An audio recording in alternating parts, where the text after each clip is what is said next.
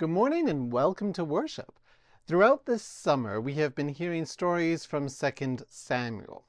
These are some fantastic stories full of political intrigue. So if you like historical dramas or fantasies like Game of Thrones, you should sit down and read all of 2 Samuel. In church, we were just reading the highlights and we ended up skipping a lot of the other fantastic stories. And today will be our last Sunday with 2 Samuel, and it wraps up the narrative of King David. Before we get into it, however, I want to give a warning. In the sermon, I'm going to be addressing the pattern of abuse. I'm going to talk about it in the way that the Bible talks about it, which is couched in a lot of euphemisms. But for those of us who know, especially because we know firsthand, a euphemism does not dull the pain that this topic might trigger. I want to take a moment to promote the work of the Sexual Assault Center of Edmonton and the Central Alberta Sexual Assault Support Center. These centers offer free counseling services for anyone who has experienced sexual assault. It doesn't matter how long ago that the assault happened.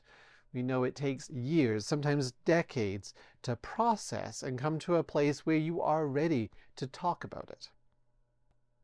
You might not even feel a need to talk about it, but trust me, assault can be like a scab that covers the scar.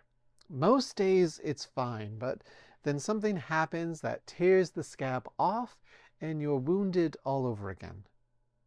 Speaking to a counselor, it's kind of like having a nurse clean and bandage the wound. It brings a sense of relief and freedom that you didn't realize you needed. At least, that was my experience with them.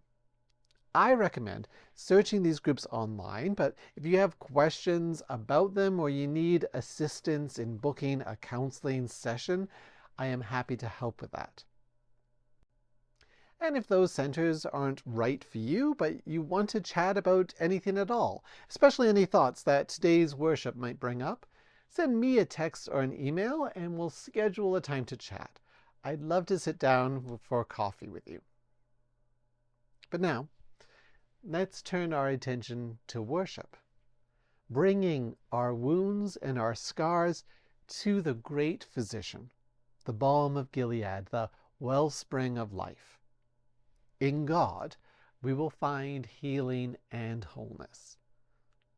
Let's worship.